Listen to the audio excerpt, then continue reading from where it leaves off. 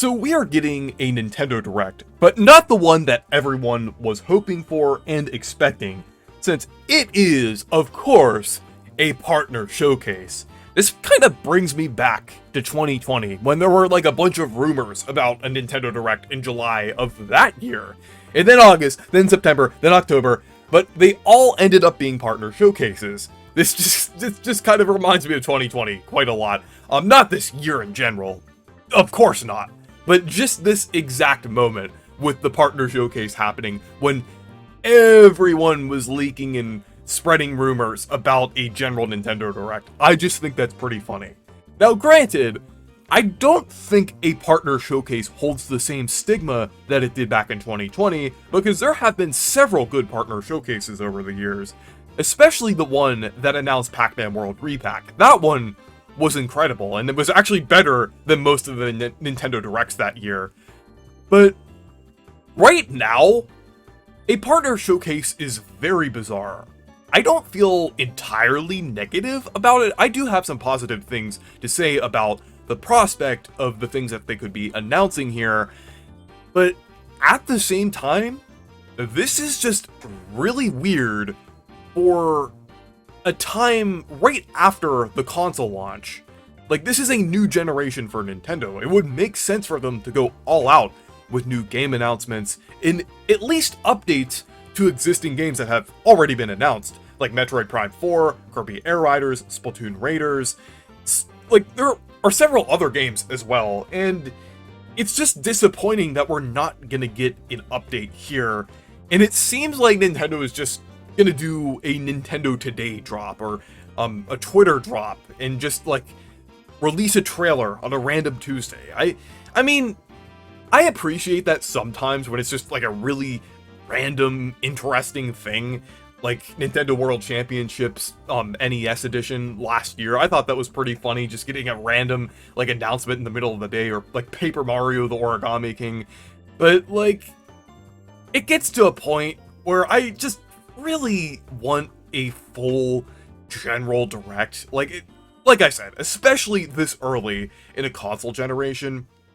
So I just think that is really weird, but I do think there are some positive things about this, because a partner showcase now that the Switch 2 is out, is probably more important than it ever was during the Switch 1 era, since the Switch 2 is a much more capable system than the Switch 1. It's kind of in between the PS4 Pro and the Xbox Series S. So it's capable of quite a lot. It can run several current-gen games pretty well, and like a lot of games like Cyberpunk 2077 and Street Fighter 6 look really good on the system. I've been playing a lot of Cyberpunk on the Switch 2, and I am really enjoying it. I think it's a really good version of the game. It's great that I can play it on the go, and it's actually an even more competent version than the Steam Deck version, so I think that's pretty cool since it's actually made for the Nintendo Switch 2. I think that's like a little bit of a strength that the Switch 2 has over these PC handhelds. But I definitely think a partner showcase is more important here, because I feel like some of these third-party games are actually showcasing the power of the Switch 2 pretty well. And I think that's kind of surprising, because we really haven't seen many third-party games do that on a Nintendo console for quite a while. I mean, sure, we've had impressive third-party ports, like the Impossible ports on the Switch 1, but even then, those Impossible ports still looked worse than like their counterparts on the other consoles. Now with the Switch 2, the ports that we're getting of third-party games, or even like some games releasing pretty close to the other consoles, they actually look like pretty good, competent versions of the games, I would say. They're not like miracle ports or things that you would never expect to see on the console. It actually looks like they are made for the system with the specs in mind, and the specs of the Switch 2 work for a lot of those games. So I think there's just a lot more potential here for like third-party games that they could show off. And there are already a couple games that they do need to reveal more information for, like Elden Ring and the Final Fantasy VII Remake. I'm definitely excited to see more footage of those, and that's definitely going to be nice. as well as a couple games that you would expect, or at least one game you would expect to be first party, with Hyrule Warriors Age of Imprisonment.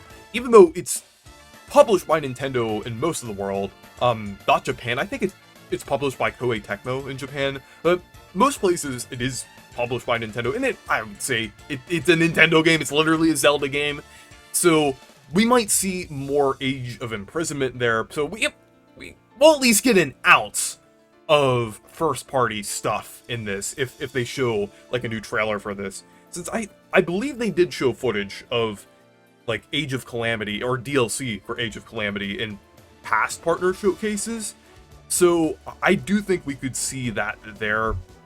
And then also the FromSoft game that's exclusive to the Switch 2, the Duskbloods. I'm not sure if that's going to be published by Nintendo or not, but I think we could probably see more footage of this there. And I'm pretty intrigued by this. I know some people are pretty worried about it since it's multiplayer focused, and I understand that's what not a lot of people want from like a FromSoft game. So I'm still like a little cautiously optimistic about that. So we'll just see like if it shows up here. And there's also like been like a lot of rumors about certain things as well. Like Red Dead Redemption 2, I think we could definitely see that there, like if that is coming to Switch 2.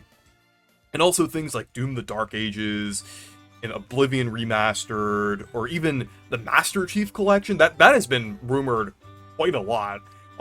It would be kind of incredible seeing like Halo games on a Nintendo console. That would just be extremely surreal.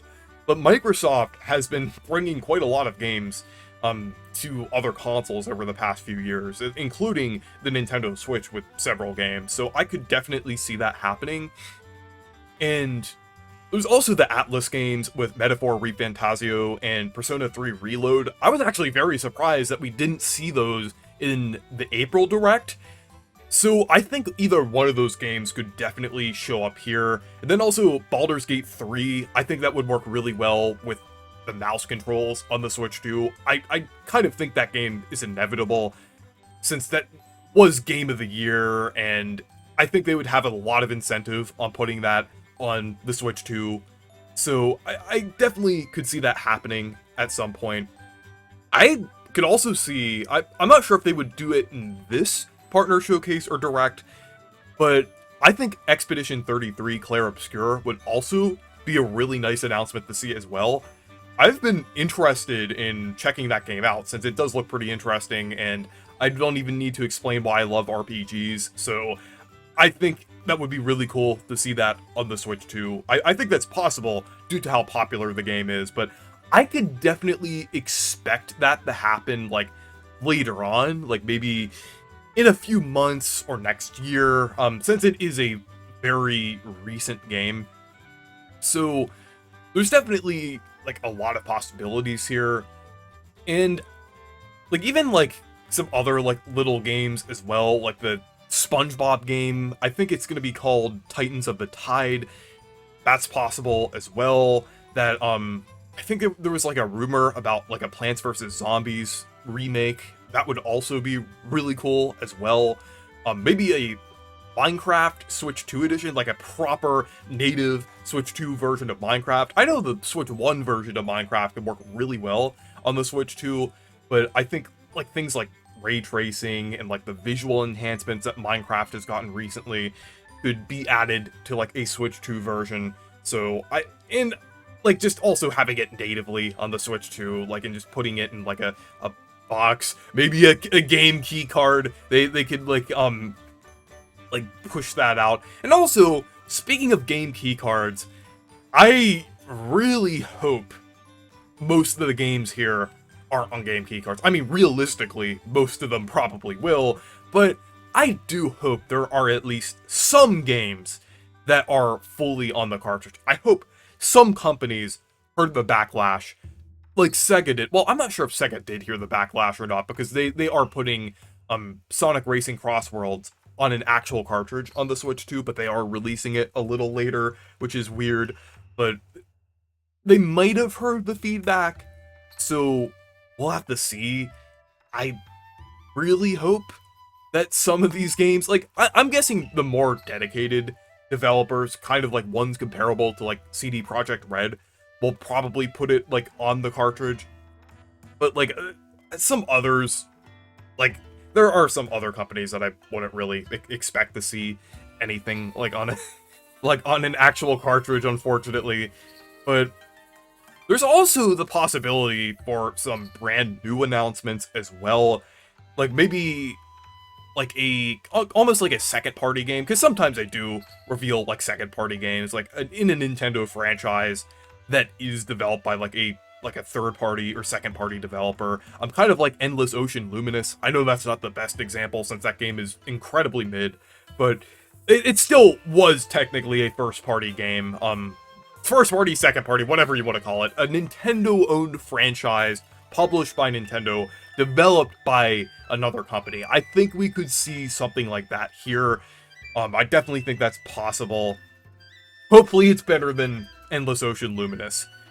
But there's also like some other things as well. Like, one thing that I really hope happens, like I know this is kind of like a pie in the sky hope. A new Rayman game, or a Rayman remaster, that would be incredible. Because I know Ubisoft likes to support Nintendo consoles early on. I mean, they haven't been doing it too much for the Switch 2. Maybe we'll see them show up a little more in this partner showcase. But if they did a new Rayman game, that would be incredible. Like, I think, like, the Switch 2 would be the perfect place to showcase it on, since, like Rayman, like, just over the years, they've kind of liked to show it off on, like, Nintendo consoles and things, like, especially since Rayman Legends was originally supposed to be a Wii U exclusive, but I think that would be pretty cool to see something like that, or, another unlikely one, Pac-Man World 2 repack.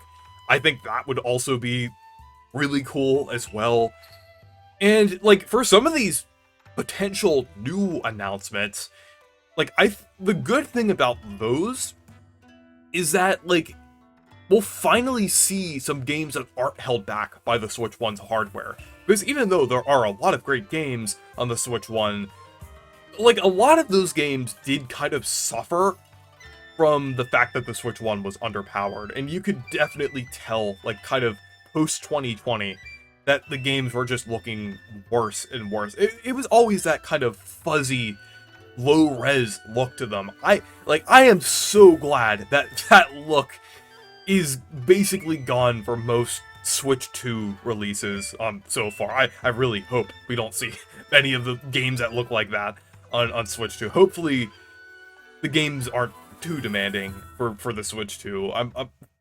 Because for the most part, I feel like Switch 2 games, like, generally look pretty good so far.